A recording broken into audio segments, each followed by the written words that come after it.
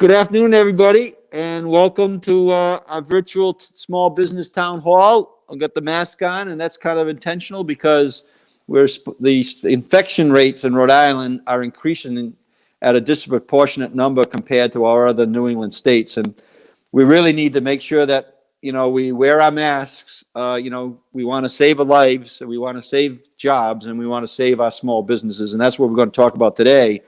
But we also got to reevaluate why we're getting such an extraordinary amount of spike in terms of what we can do and what we should be doing going forward.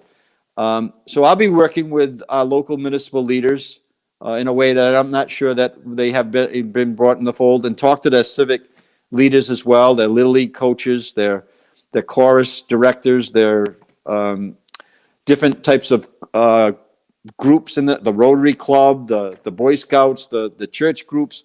We need to get them engaged in a way that is not, just a demand or a directive. I thought the Connecticut governor, Lamont, said it well, that there's really a need in his state, even though that their infection rates are lower than ours, but they still got some concerns that we need to get this community, a grassroots effort going on here. Not only to protect our health, but also to protect our small businesses. And that's what we wanted to come here talk about today. And I'll just put in my education piece, which I'm putting in every single time we talk. Hundreds of hours are being lost. Boys and girls that are in our schools, whether in private school, public school, charter school, Merrill Academy, whether they're high income, low income, moderate income, are losing hundreds of hours of learning time. And we need to really be creative and figure out how we're going to help our school districts close that gap. Otherwise, we're going to have a sustained problem, not only during the lives of the students that are in schools right now economically, but also it's going to have an impact, long-term impact on the economy of the state of Rhode Island. I'm proposing and suggesting to really take a serious look at what I did as a mayor. When I was a mayor, I opened up an education office, a municipal education department, an office for children, youth, and learning. Thousands of kids have gone through there. It's survived now. It's into its third mayor. Mayor Murray after me, Mayor Mutter, and we know that it's having a tremendous impact on the outcomes in our public schools. So let's take a serious look at that, and municipal leadership could step in right now and really, with state help, could really help close this lost learning time that's happening right now. Very critical. Anyways, let's get on to the task at hand. Talking about our small businesses, a great deal of news in the papers about grants that are going to help our businesses that have been placed on a pause to keep us healthy. Joe, how are you today? I'm doing well. How about you? Thanks for being on. And Mark, Mark, thank you very much for wearing your mask. I think Joe's probably in his office without a mask, but that's okay.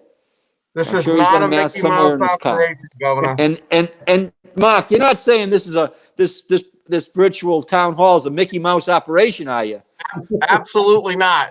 So and I apologize, Governor. This one was recycled. It was one of the very first ones that I used when we started these series. But no, very important. A couple of things. First of all, for everybody. Hi, Joe. How are you? Good to see you. Everybody who went out and shopped virtually or shopped in person on Small Business Saturday, thank you very much. Don't stop. In this holiday season, if you're going to do anything, shop small. That's the most. Shop small, dine small. I certainly shopped online at a number of small businesses, and if you can't find it on a certain website, I went to a couple of the Chamber of Commerce's websites, and they have listings, and you just click on the business. I was looking for like dog treats for dogs, and I clicked on the particular site. And they had a drop-down menu. You could order online. They ship free. It was absolutely great. So go to the Chambers of Commerce. It could be East Greenwich. It could be Narragansett, Newport, Northern Rhode Island, East Providence, East Bay. Doesn't make any difference. There are plenty of opportunities to shop online. The other thing is I'm getting a lot of solicitations on my personal email from restaurants that are saying, if you're looking for gift certificates, either the virtual gift certificates, or if you want something that's actually mailed to you so that you can give to other people, you can shop online, provide the credit card. I've done that too. In fact, Governor, my wife gave me a list last night of things, of gift cards that I need to get, and of course, I also have to back it up with rewarding my employees here at SBA who've been absolutely phenomenal. Well, Mark, you've been a champion for Shop Local for 20 years or more.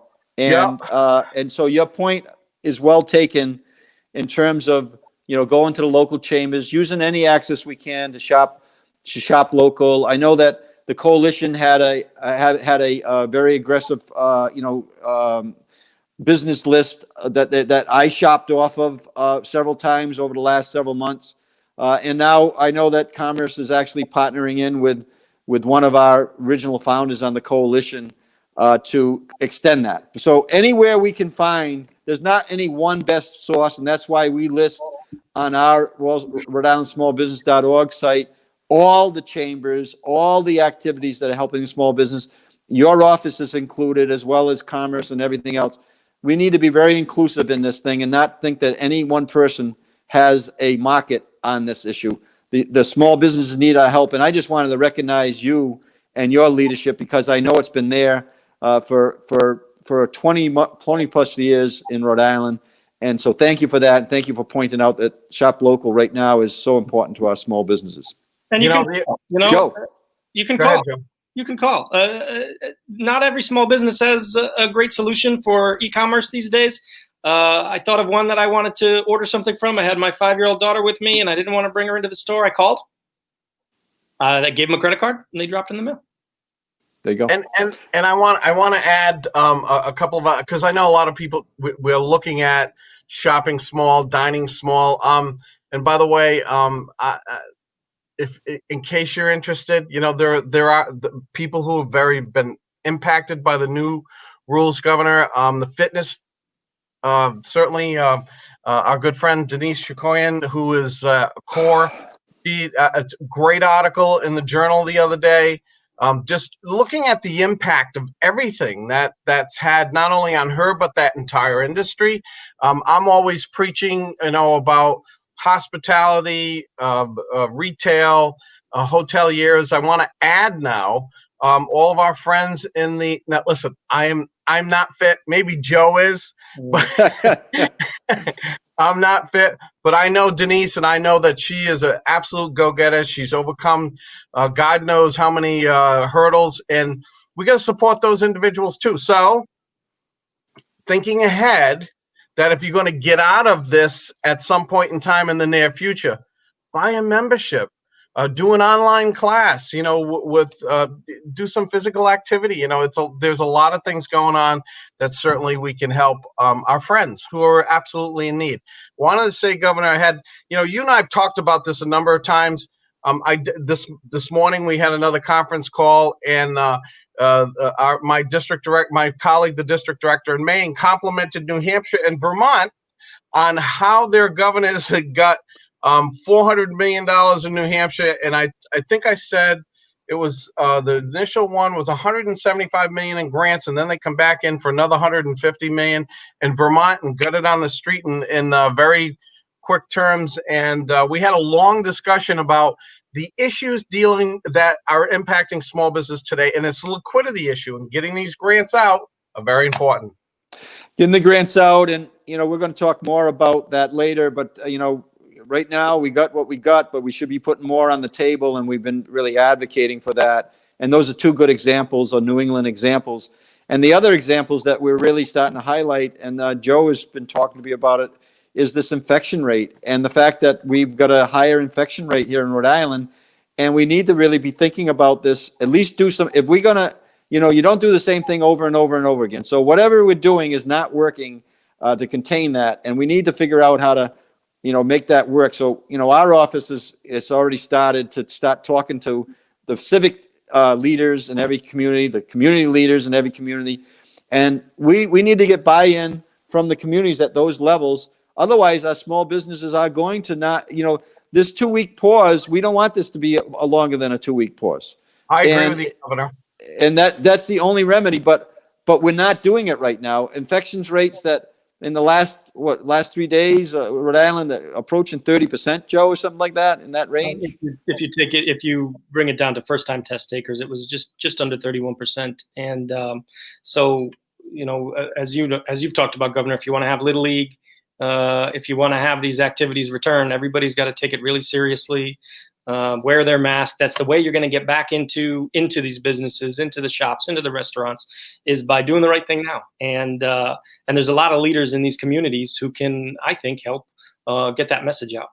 I absolutely agree. The other thing, Governor, I wanted to jump in on is I know that there's discussion about an additional package, and everybody's been talking about what's going to happen with PPP going forward. I did have some discussions with people who are very close, and I discuss that with you, but close and familiar with the discussions that are ongoing. And clearly, I think they're looking at those businesses that have had an impact. I won't say substantial, but that have been impacted by the situation we currently have, and looking at a new round of PPP. I don't know what it's going to look like. I do know that people from both sides of the aisle, both from the Republican side, Senator Collins and Senator Rubio, on the Democratic side, Senator Shaheen and Senator Coons, have been working very diligently to get a bipartisan package from the Senate side. I think, Governor, you said it was 900 million. 900 billion. Yeah, I mean, clearly we need something, and we need something quick. I thought it was encouraging, Mark, the article I read today that said that there's bipartisan support in the Senate. Now, not necessarily be the package that's going to get out there, but the good news is that there was bipartisan support. I mean, It was, I think, 160 billion for state and local aid. I think it was over 280 billion for small business help. And then, there was another 180 billion in there for unemployment strategies, which kind of hits the three things that we should really be concerned about. But you're going to be able to keep us informed on that, and we're going to keep this program going. So, Mark, thank you so much for your leadership, and you bet, keep on wearing that mask. You got it. Mickey Mouse. Thanks a lot, Mark. Okay, I think is Stefan on next, our secretary? Oh, we got the Matt first. Good, Matt, good. I'll go with Secretary Pryor first. Good. Secretary, I got my mask. And I think you do as well. Yes, great. And if we don't do this, Liz Tanner, our good the DBR director, will be not happy with us. And I do not want to make Liz upset with us, because she is so good getting back to me on everything that has to do with small businesses. So, and welcome today. You got some things to go over, and I think that one of the things that we talked about was that you're going to start talking about at least a timeline where this Restore Rhode Island, Yes. we're going to have to bring closure to this because of the deadlines we're facing. Might want to just start with that, Secretary. Sure. Welcome. Thank you so much for being here. Thank you, Lieutenant Governor, and thank you for the continuous communication. We appreciate it so much. It's been very helpful to always communicate with you, including I think we talked over this holiday weekend, and this is a great forum. I'm going to talk about Restore, and then as you and I talked about, sir, I'm going to talk about the online shopping platform, opportunities for tech upgrades for small businesses that are ongoing, and then, of course, we'll answer questions briefly, if I may. So on a Restore, as you suggested, Lieutenant Governor, we've had more than 2,600 businesses receive grants totaling now $34 million. We do think that based upon the pipeline and inquiries that we've gotten, that we will be moving very rapidly towards the $50 million figure now, because the flow is very substantial now of applications. We've had grantees, small businesses that have received grants in all 39 cities and towns.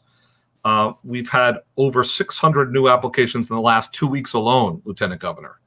And that includes 466 sole proprietors, already funded with 393 actively in the application stage. So we've got a lot of flow.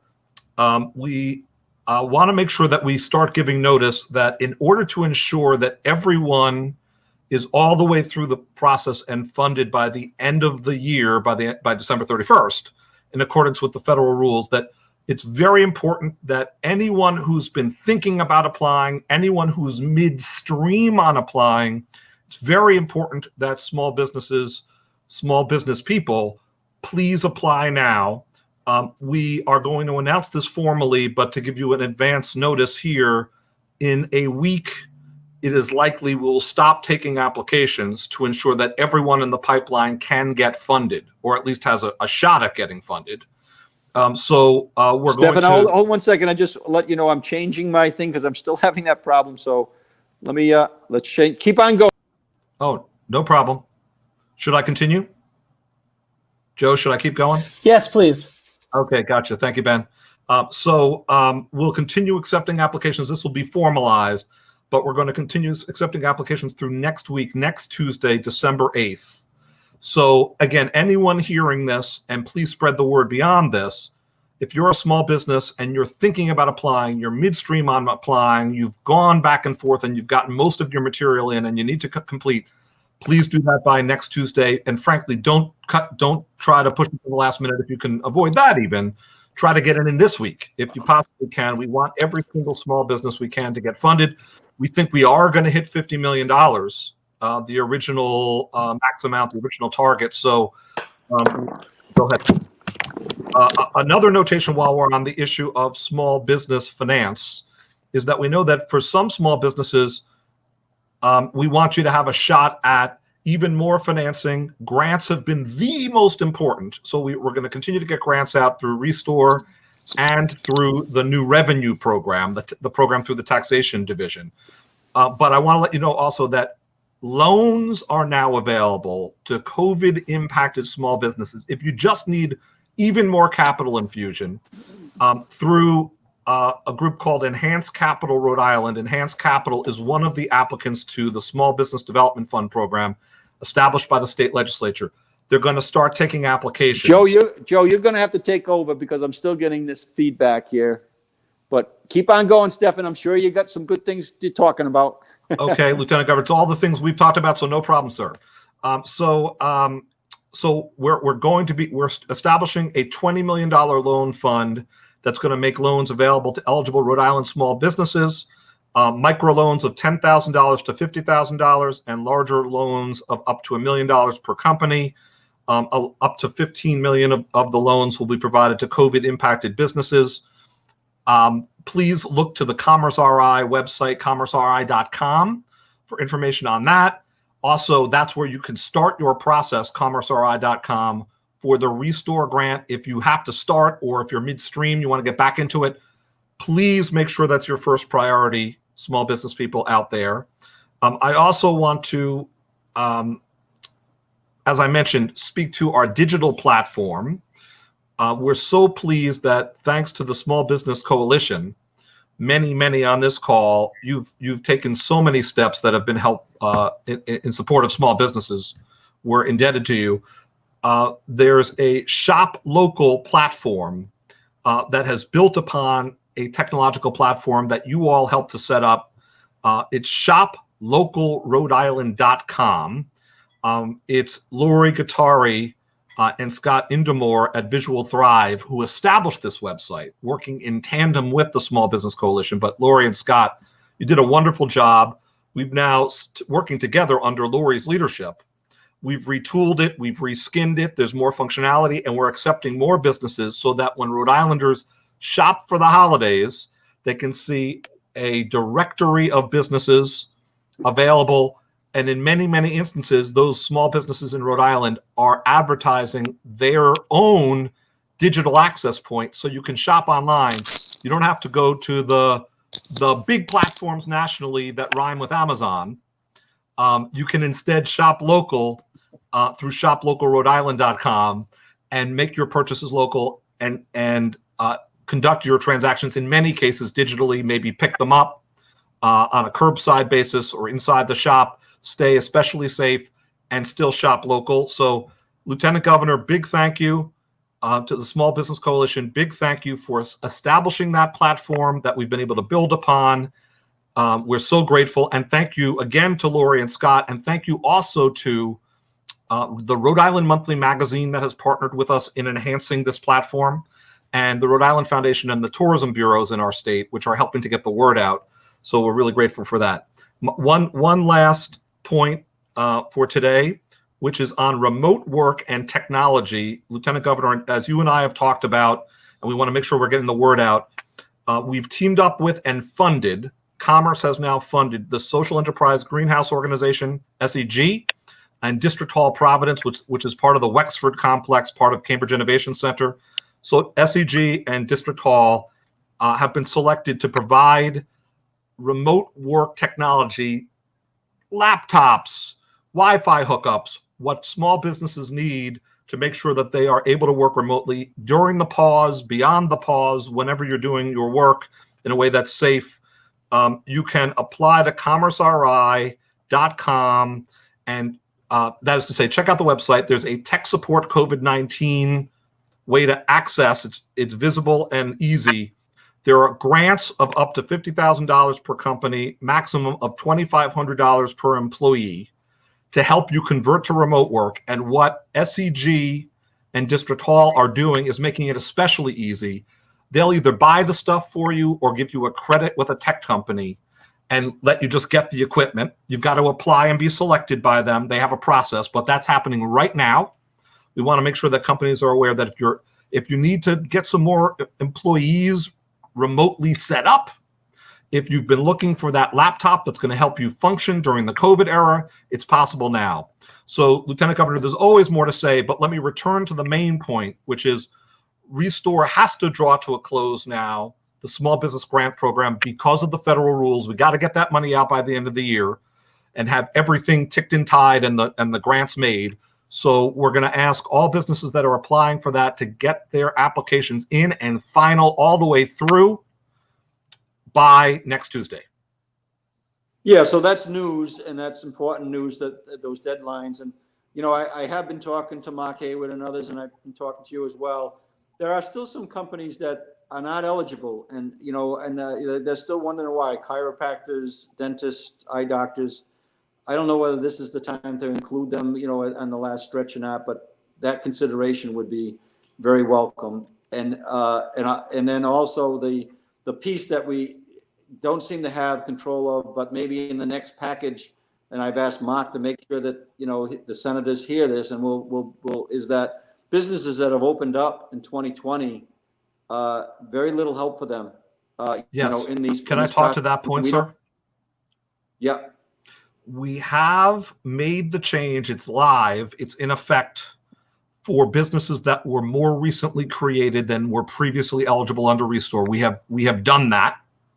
So I should have mentioned it proactively, Lieutenant Governor, and thank you for prompting it, because you've been one of the key inputs on that point. We've heard from a number of businesses. We've studied their cases. You know who you are. We've specifically tried to create a program that's as close to works for everyone as possible who are newer businesses. So right now, if you're a newer business and you were not eligible before, please contact the Restore program by going through the CommerceRI website or call 521-HELP. We have revised the rules in a way that's fair and equitable to let all businesses in, no matter how recently they arrived on the scene, if they can show some losses, and we have new ways you can show some losses. So in accordance with the federal rules, we think we figured out a way. It's operationalized. It is live now, Lieutenant Governor.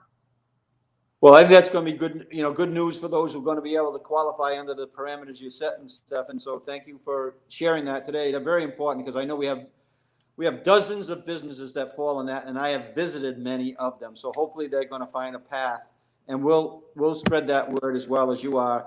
And then is there any thought at all about dentists and eye doctors and chiropractors and others who have this overhead? Are they going to be included, or is that something that is, you know, you didn't have the ability to do?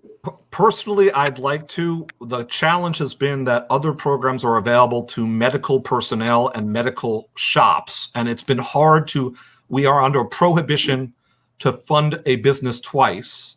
So that's been complicated. Quite frankly, I'm always willing to look at it again. I've multiple times asked our team to look at it.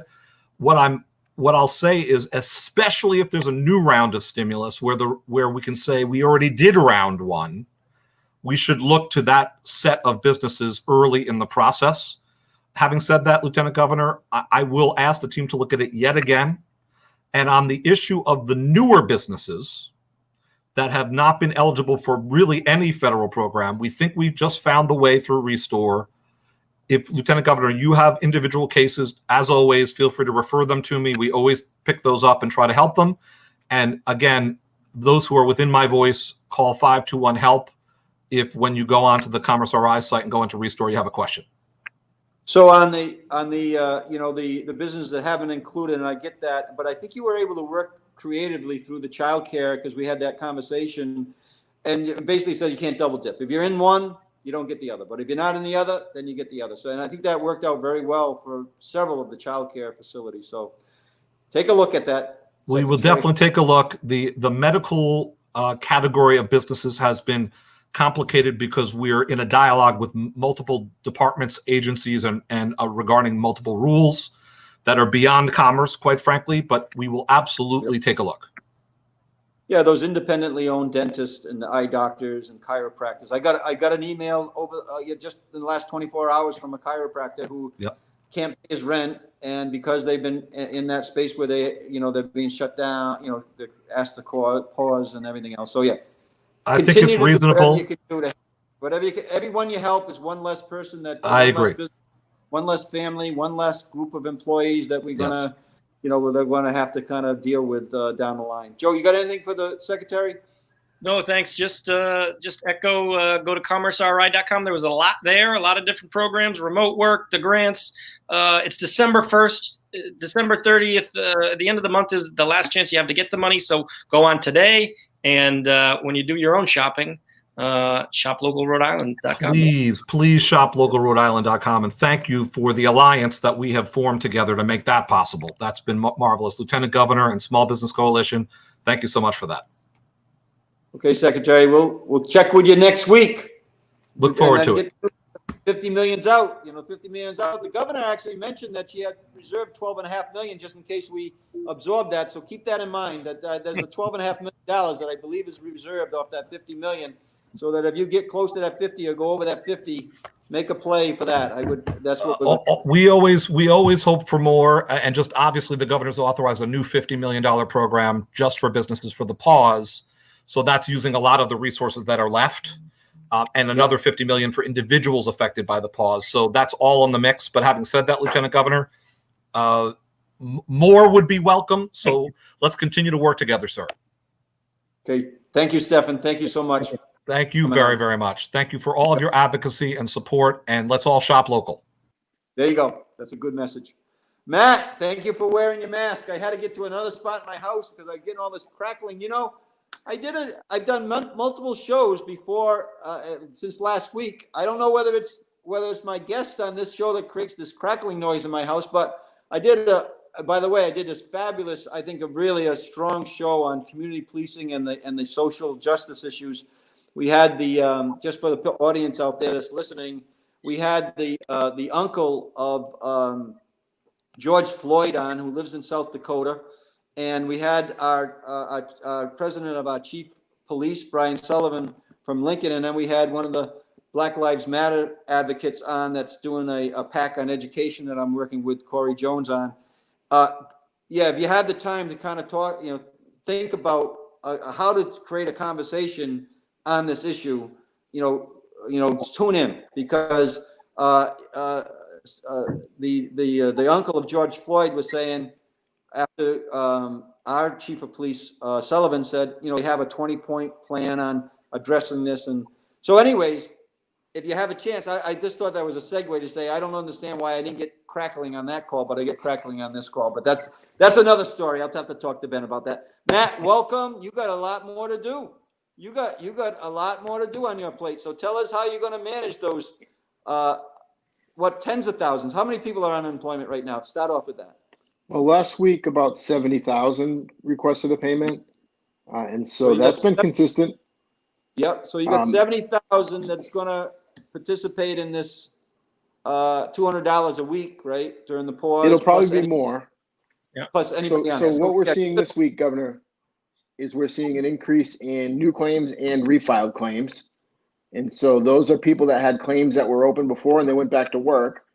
But because of the pandemic, we're forced into a pause, and now they have to refile their claim. that kickstarts a claim and gets them back into payment status. We had 70,000 last week, so we're anticipating maybe up to another 30,000 this week. So we could be looking at 100,000 people certifying for a couple of weeks. We're built to handle that right now, and we hope to be able to do that without much hassle. For a moment, I would just tell people, go back into the way that you filed your claim and refile it. If you filed it on the pandemic unemployment claim system, go to that application. If you filed using the traditional unemployment claim, and there's an easy way to tell. One looks like it was created in the last year or so. One looks like it was created when Tron was out. So if it looks like it's from like the early 80s or so, then maybe that's the old one. That's the traditional unemployment application. You would want to refile it. That'll get you jump started. And then on Sunday, you go back in and certify using the same BYE, benefit year ending, and the same PIN that you used earlier this year. If you have problems, call our call center, 415-6772. Or everybody in these sessions should email the Lieutenant Governor's office, ltgov20@gmail.com. They'll reach out to me, and I will help you whenever I can. Right now, I'm at my kitchen table. I help a lot of people there. I help them in the office. Wherever I am, I'll do what I can to get people helped. The governor did introduce a new state stimulus program that's going to happen for 2 weeks during the pause. Every single person that certifies for a payment on Sunday and the following Sunday will get a $200 bonus added to their claim.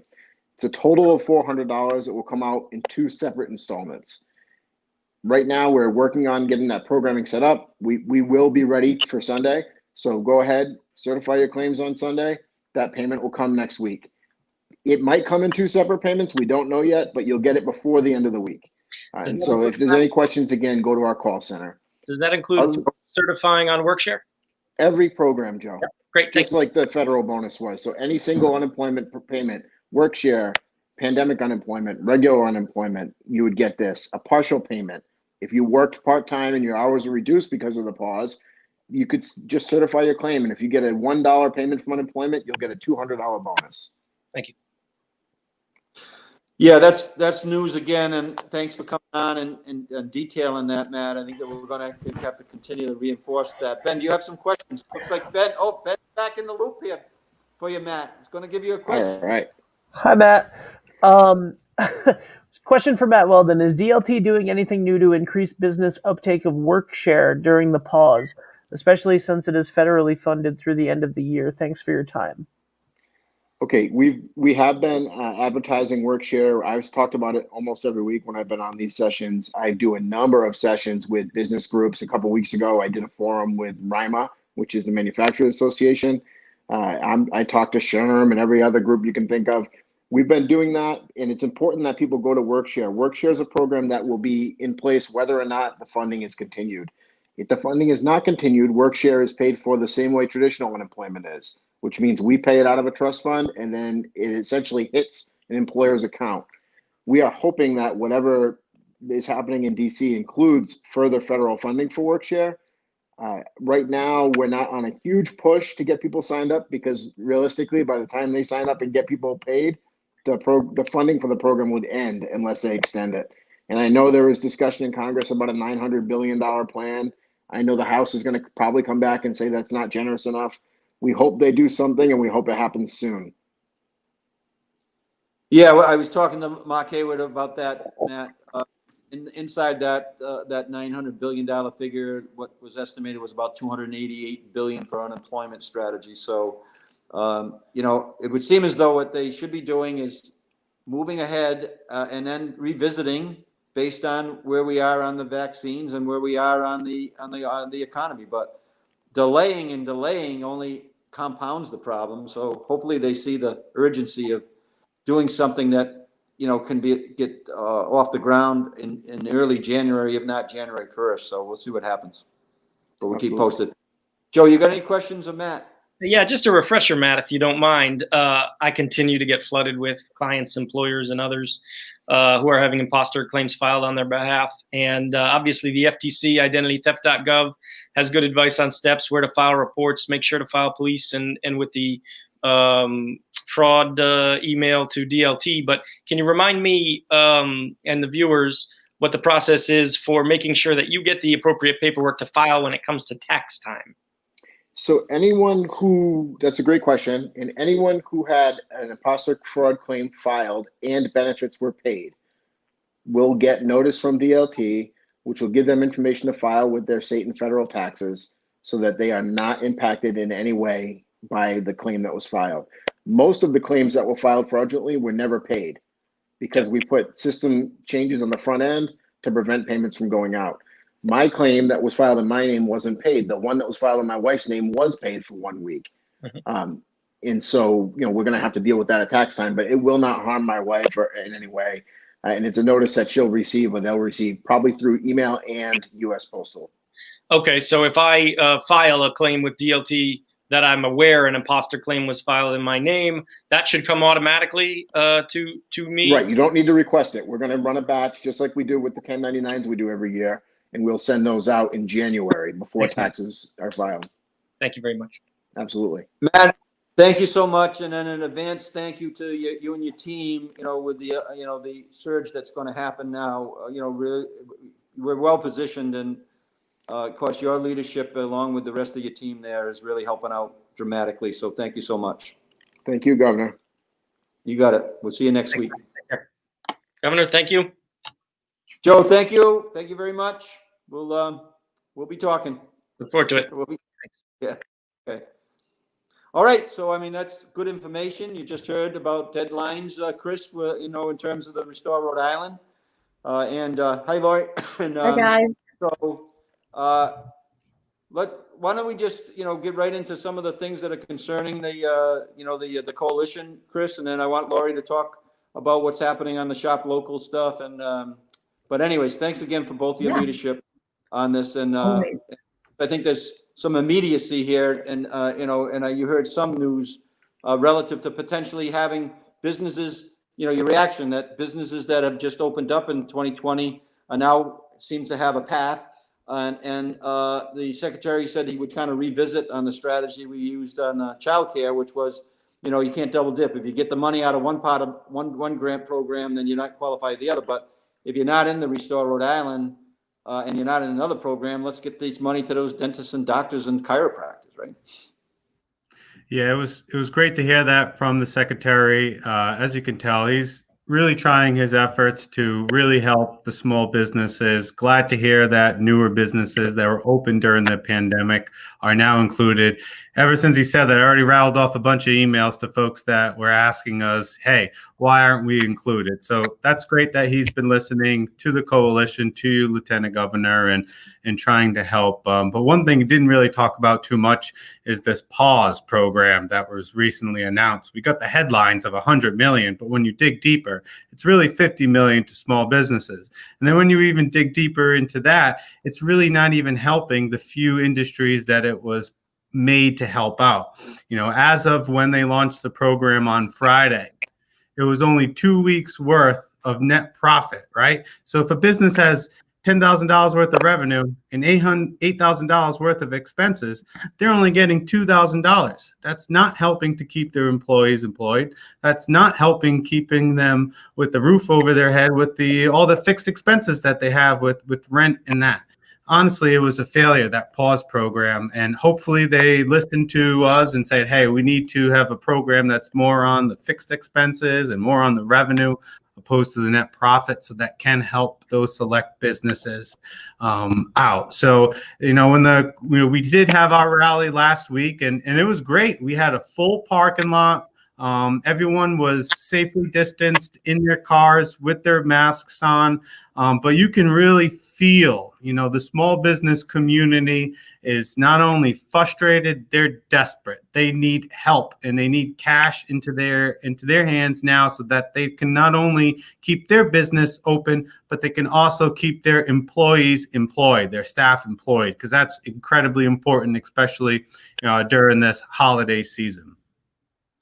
Yeah, and I think that the call that we had yesterday with you can sense that in the business owners that have been participating, Chris, and there's a huge amount of anxiety here, not only for their businesses but also their staff, and as I've mentioned, these infection rates spiking the way they are is not good news. And I've been recently as, interviews today with the media saying we need to really take a close look at this, whether we need a reset on strategy that's, that is being directed right now by the governor. The governor is, controlling the messaging, controlling, and if people are not listening, then we need to change the strategy. So, we're going to go out into a few communities and talk to their civic leaders and see why is it happening, and why aren't we responding in a way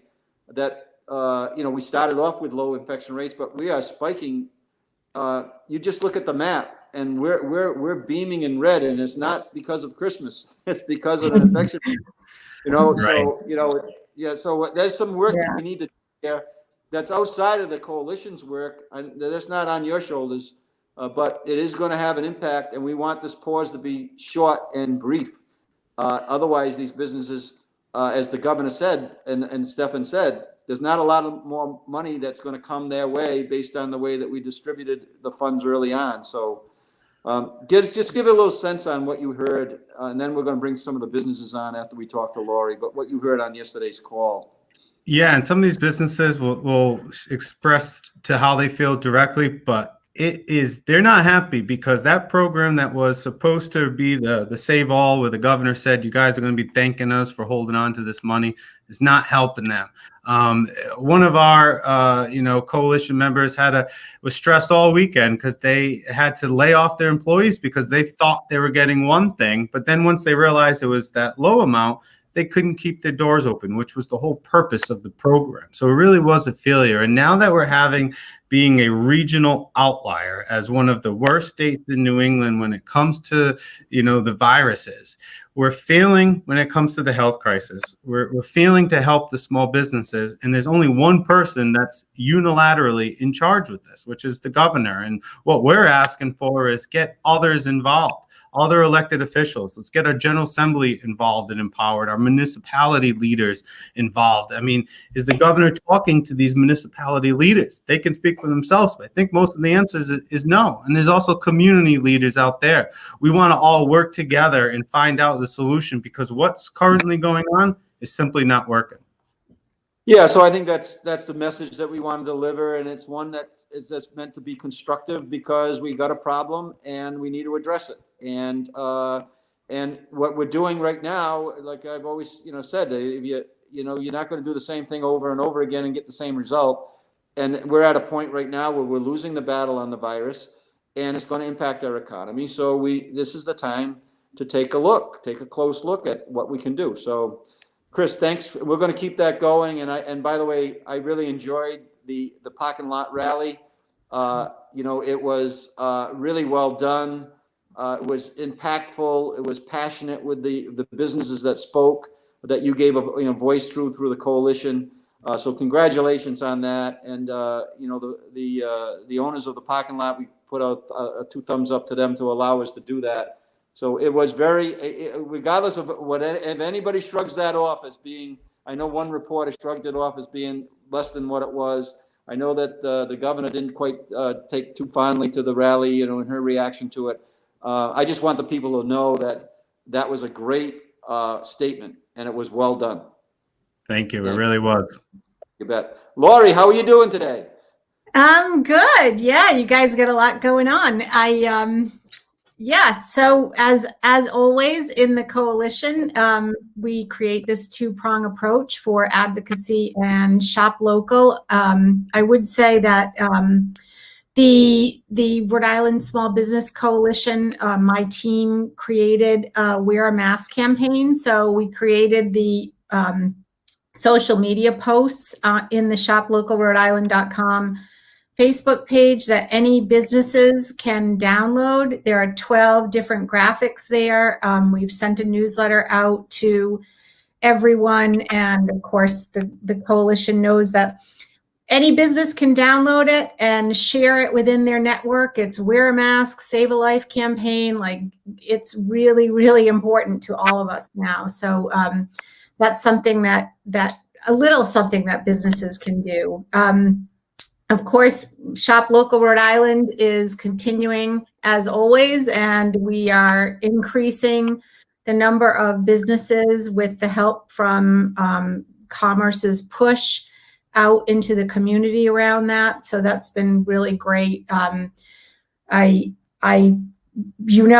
started this so that businesses could sell what they have. So restaurants wouldn't be holding on to food and shops wouldn't be holding on to their wares, and that we really want to, get this curbside delivery. One of the things that has come up, and we talked about this, was this idea around creating delivery services. And so the Providence County Restaurant Group has a really great company, a valet company working at Federal Hill that's now a restaurant delivery company. It's DASAP, DASAP.com. And I've been talking to them, and they're going to do some advertising on the Shop Local Rhode Island site. So that's really important. There are a lot of designers in Rhode Island, gift shops that have Etsy sites that are listed there. You can go and shop right off the Etsy site. Lots of virtual classes. My special classes are Providence Power Yoga. Offers ongoing virtual membership. You can attend any class virtually, and Body Soul Inspired Personal Training is doing virtual classes. So that's really helping people able to, every time I do that with a virtual class, I feel like, oh, thank God, we're all stuck in our house. We're doing whatever we need to do. But, we're really just making sure that all those listings have the information that they need to be exposed in a way that they may not have otherwise been exposed. So Yeah. I think thanks, Lori. And, this has been I'm still important. getting static here, but I think you can hear me.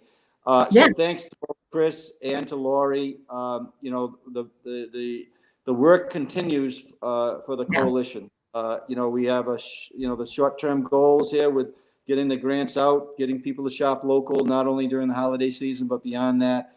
And then we've got a lot of work to do, to make sure that the small business voice is heard.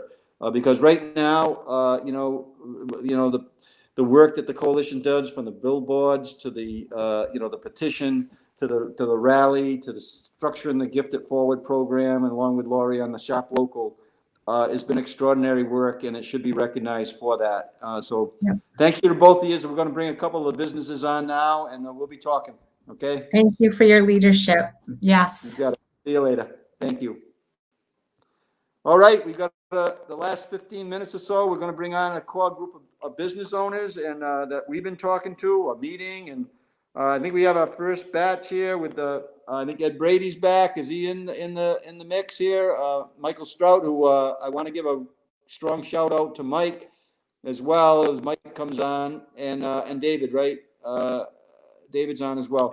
Mike, before we start, I just want to give you a shout out. That speaker system that you used, that you donated for the parking lot rally, really made because there were so many people in that lot so far back that there's no way in the world that they would hear the business owners speak, and the media would not have heard them either. So thank you so much for your contribution on that, Mike. Anytime. Yep, I know. You're a good man for doing that. So anyways, that being said, because I just wanted people to know that parking lot rally was a very extraordinary event in terms of the way it was put together safely, and the way that actually the media covered that in a real strong way. And I thank the media for doing that. And I hope that more is to come, because this group is really important with their voice. Mike, give us a little overview, and then I want to go to Ed, and he can reconfirm what he did as a council person in Cranston, but also what he's experiencing now on the Restore Rhode Island program, but primarily this the pause grant strategy right now, which we're hearing they're looking at very strongly.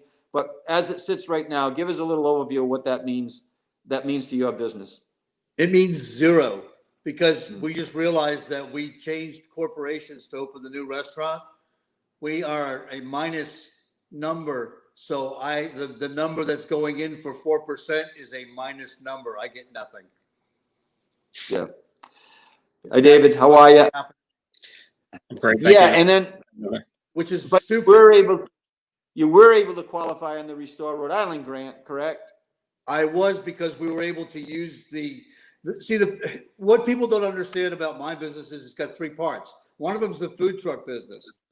Our food truck business was completely shut down this year. The food truck festivals and outdoor catering at a loss of about $750,000. So we chose to take it all the way down because of the insurances and a lot of stuff we had, move it all into the new corporation, which is the restaurant and our new catering and all that. The problem with doing that is I was able to use it for the Restore grant one time on the third try, but I can't use it again. I can't use that anymore.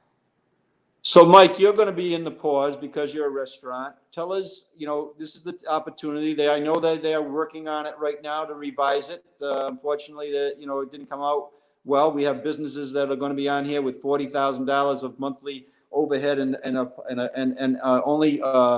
only qualifying for the minimum, which is $500. Tell us how it would work for you as being a business that is being impacted by the pause.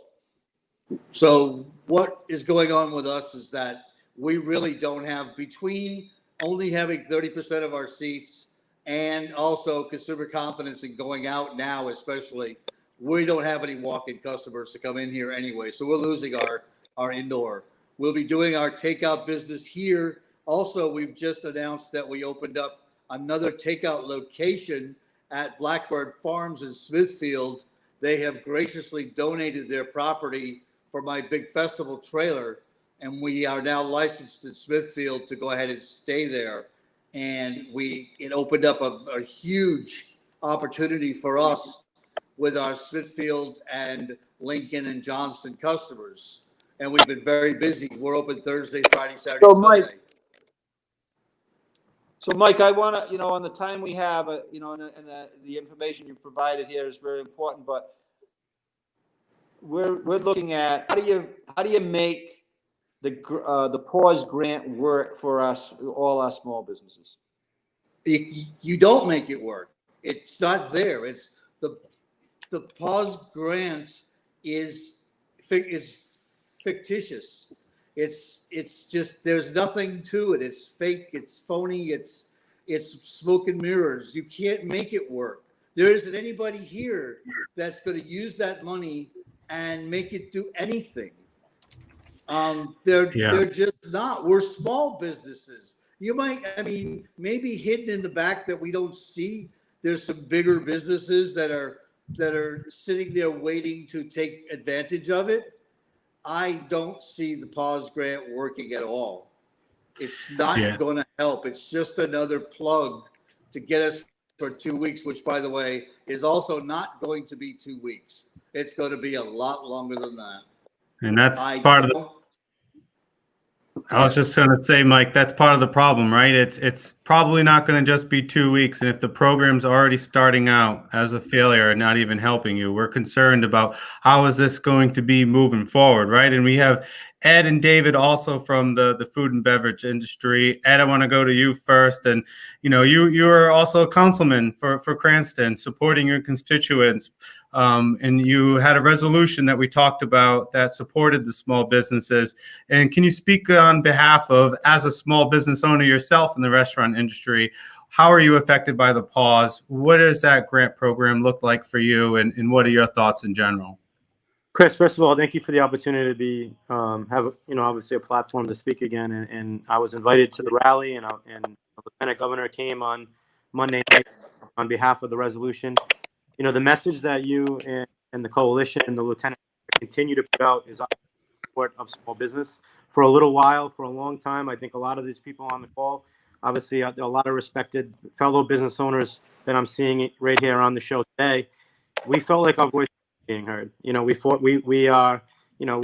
It's not hard to go into a point of depression and, feeling tough and see revenues go down and seeing employees say they're not going to be able to pay rent and see your hours reduced and yada, yada, yada. And the good thing is, obviously, the governor is continuing to go out there, speak up on behalf of the community, in addition to the coalition. So I thought that the rally was very, very powerful. We certainly have a lot of work left to do. Obviously, as Mike is bringing up, there are some very important points, and there's a lot of businesses that are coming up and have to pay their taxes and renew their liquor licenses, and they're behind on sales tax, and they can't necessarily figure out a clear path to get to that money, and they're deciding whether or not to make those renewals going through these difficult times. So now more than ever, leadership like yours and the coalition and the lieutenant governor speaking up on behalf of the small business owners. I can't tell you how many people contacted me and still obviously are telling their struggles and their trials and their tribulations on how to get through this difficult year and how they might not be able to apply for these fundings. But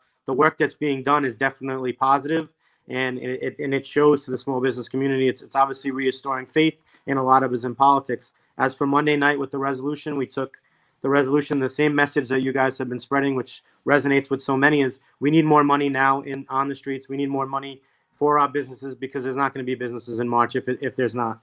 So the message is getting to the governor. We appreciate that she released, a portion of those funds, $50 million directly to small businesses and $50 million, obviously. But that's only, like Mike was saying, the help, as we all know what's looming and coming. The message still got to get out there. We need support more than ever for us as a small business owner to still have to get paid, 10% tax on making sure we're catching up on retail tax just to get the grant. It's prevent a lot of businesses to get those grants. So the system is not perfect. We all know that. But what can we do? We're here. We're out here in the community. We're talking to people. We're having conversations. Obviously, that all starts from the leadership of the lieutenant governor. So I appreciate the opportunity to be on the show today and continue to speak on these important matters. Thank you, Councilman. And David, you've been very vocal and supportive for the food and beverage industry for many years, and especially recently. And what are you hearing from the community? Well, I mean, it's just distressing. I can't underscore more than what Ed and Mike have already said. This is a terrible time. I mean, 33% capacity is as good as being shut, really. I mean, when you have an industry that has such low margins to begin with, you cut to 33% and you can't make any money. It's a loss. You're going to lose. And, to have this grant program, this additional grant program that they just put together for the pause, already right off the bat to not be clear, to cover, not revenue. I mean, not overhead and things of that nature, which is really what we need covered. We need the overhead covered. We need, payroll, rent, utilities, insurance, all of that covered. And, these, Mike and Ed spoke very eloquently to restaurants, but there's all sorts of other food and farm businesses out there that I work with that are just seeing, difficulties. It's just, I can't stress it any further. I mean, it was great that Stefan came on and talked about Restore being open till next Tuesday, and I hope everyone applies for Restore. But time is running out. Time is of the essence here. We've got less than 30 days to get this money out there. So everyone out there should try and get as much as they can. But it's not an easy system, and it's not enough. And that's the sad fact of the matter. This is disappointing. And that's the problem. It's not enough. We're running out of time. And that's why we need to do what we're doing and continue to advocate and fight for not only ourselves, but the other small businesses in that community. And when we have this pause, it's reflective on the increases in cases and the failure that's going on to contain this virus. And one of the industries, in addition to the restaurants that were affected by the pause, is the fitness, the gyms. Not only does it help our physical health, but also the mental health, but yet they closed that sector of businesses. And we have a few folks on here that were also part of our small business rally last week. I'm going to start with you, Judah, and we're going to go to Robert and then Paul and then Hugo. So Judah, can you tell us a little bit about your situation here? Yeah. So first off, there's no data to support the fitness industry being shut down right now. As the governor never mentioned us once, and and she's not releasing any data, explaining why fitness and recreation has been shut down. My gym has 0% transmission. All the gyms that I know have 0% transmission. It's not coming from us, and the governor's admitted so, but yet we're the ones who are falling victim to this. And the numbers are going up, and she is making small businesses the blame and taking it out on small business by keeping us shut. And if we go for a longer shutdown, it's the small business which are going to be paying for her mistakes as leader of this state in containing the numbers. She's not doing the job. She wanted to accept all the praise when the numbers were going down. She needs to accept all the blame now since the numbers are going up. This is on her hands. And it's how she handled this epidemic. And she's making small businesses throughout the state pay. And the pause grant, making it based off of net profit. Many businesses do not have a profit. Small business does not run with high profit margins. All right. We reinvest in our business, making funds available to small business to keep us open and keep our staff based on profit margins is ridiculous. All weekend, I was like, it just like I was told one thing by Commerce on Wednesday. And then when I went to fill out the application on Friday, it was another thing. And man, it was like a really rough weekend because I knew I had to come in and lay off my staff because the money that she promised was not there for all of us. So she's failed. This pause has failed. And the small business throughout the state and all industries is paying the price. Right. And you're talking about the stress as a business owner and as an employee and the staff members that, hey, this because of the failure, now I'm affected and I don't even have a job. And there's a lot of stress that goes on to it. And sometimes this can be an outlet, Robert, right? Gyms and with the mental health. Can you speak a little bit more about that? Yes, and I want to piggyback on what Judah just said also about the data, because she actually said in last week's address that the data supports that gyms are a problem. And I don't think she realizes the power in that one sentence by her going on TV and in front of the press saying that gyms are a problem when we're not. Because again, as Judah stated, not one case has been traced back to my facility. We have windows, we have great ventilation, we have garage doors, we sanitize after everything is touched. Not every 10 minutes, not every half hour, not every hour, after everything that is touched. And there is absolutely no reason why I should have to close and why my client should have to suffer throughout this period. And as you said, it's an outlet. I work with mostly moms, and I share the facility, and they train mostly athletes. Two groups who are highly, highly affected right now. And the fact that we are forced to close, like, you're damaging people. Like, my daughter alone, she missed her outdoor track season. She's missing her first season of college track and field. Moms are going through hell at home with the distance learning, working from home, just being a wife, being a mother. And that 45 minutes to 1 hour in that facility means the world to them. And you can get out there and talk to them if you want to, but it means the world to them. And they can't wait to get back in there. And I'm doing everything in my power. Like, I'm a single parent of 5 kids, so I understand about being clean. And we keep that place spotless, absolutely spotless. They can come in and inspect us at any given time, and you will not find anything wrong, and you will not find any reason to shut us down. It's an absolute abomination that this is happening. And that's right. I mean, we have to base things on data. There is no local data that supports the initiatives. Perhaps the governor is with her national, circles with the data, but Massachusetts, Connecticut, I don't believe they're closing either, but yet we're forcing our local businesses to close down. Paul, are you hearing something similar? What are your thoughts? If you want to unmute yourself first, we want to hear from you with Dexter. Yes, I agree both with what Judah and Robert said. My facility, same thing. We had 3 inspections. We passed 100% each time, commenting on how clean the place was.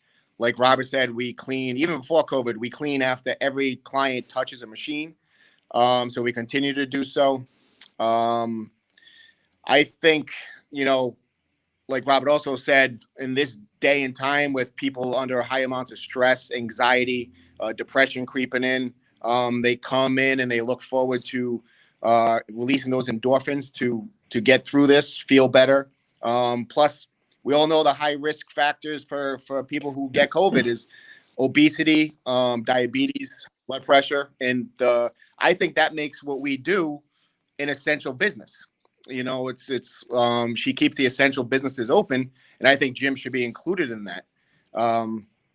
We worry about protecting people from this virus who are high risk people. Those people obviously should take caution in their day-to-day activities, but she's trying to protect those lives, but of small business owners, not just gym owners, restaurant owners.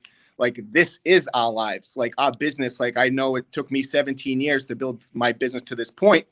And because of I think these decisions that are being made without the data supporting it, you know, I could lose my livelihood, just like these restaurants are going out of business after years and years of trying to grow and be successful.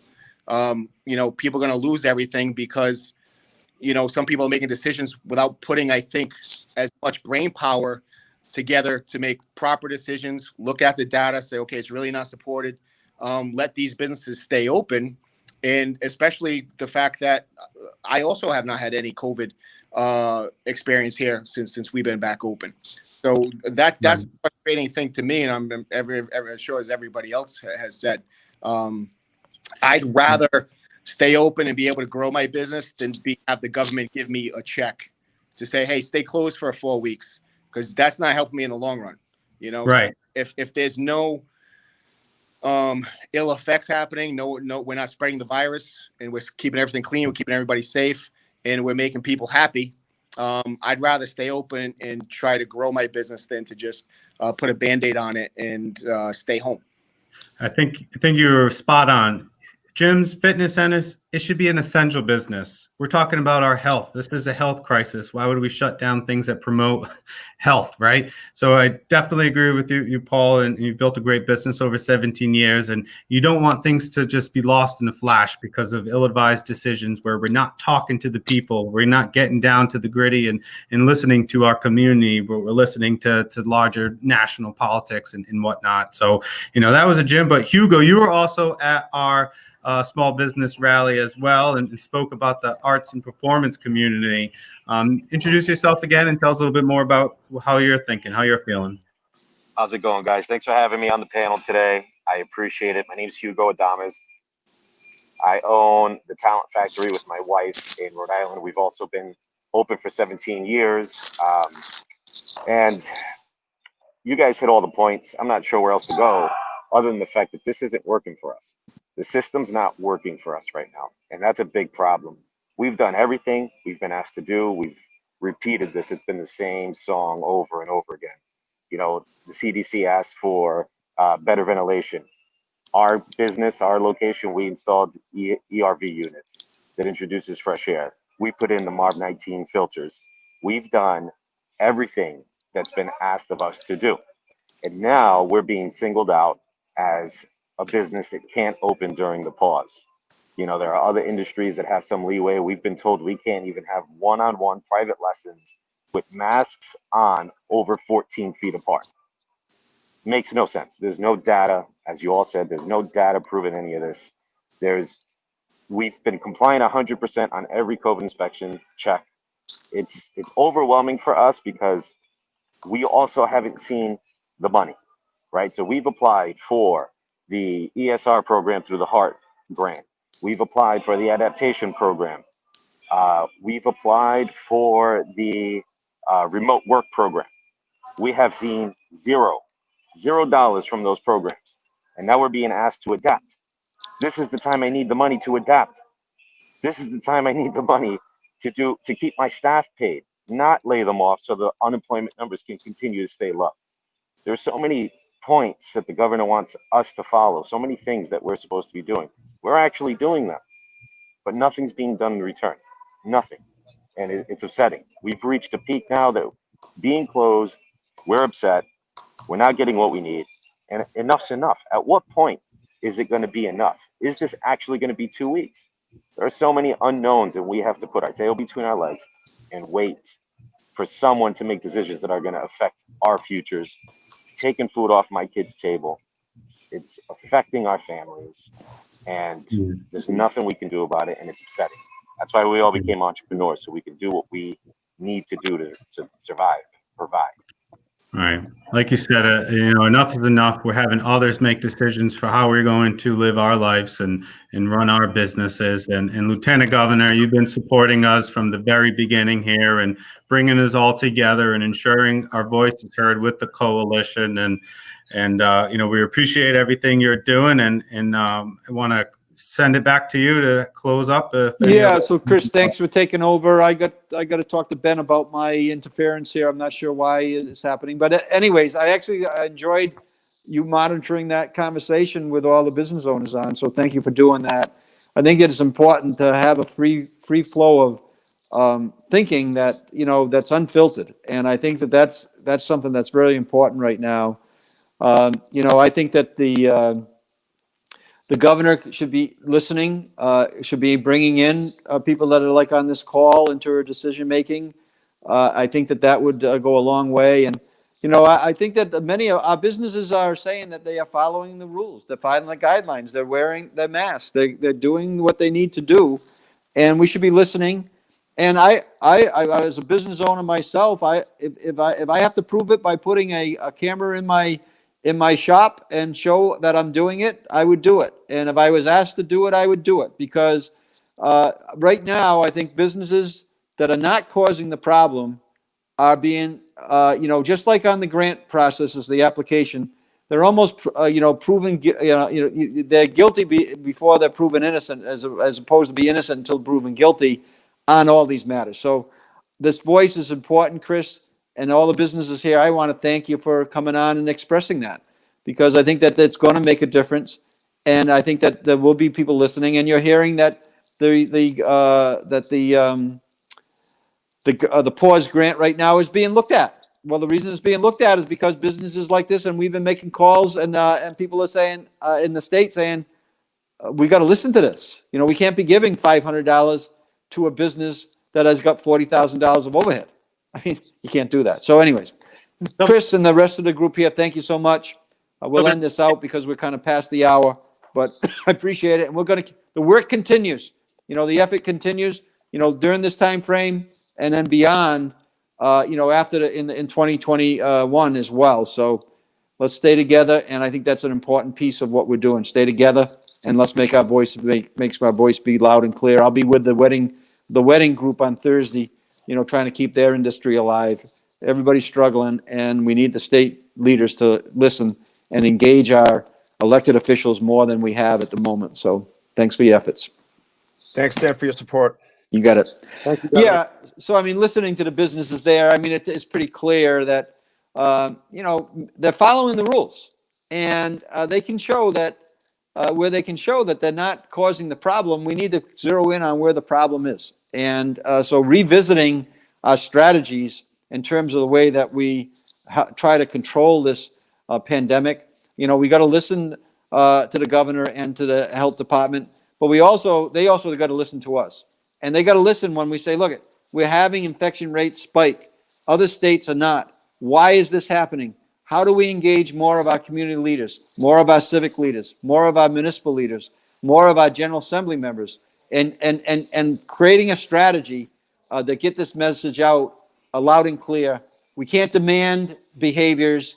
People are not listening any longer. We need to figure out another plan. That's what I think that should be done right now, and engaging our civic and community leaders in that plan and empowering them to deliver the message. That's what's going to help curb the virus and the infection rate. And when we do that, that's what's going to help our small businesses and our economy grow. And that's what's going to help get more people off unemployment. And that's what's going to help us fund our state budgets, our municipal budgets. So thanks for joining us. Stay safe, wear your masks, save a life, save our jobs, save our small businesses. And I'll be back tomorrow night on our community conversation. And again, back here on a virtual small business call next Tuesday, and we'll give you updates on what's happening. Stay safe, everybody. Thanks.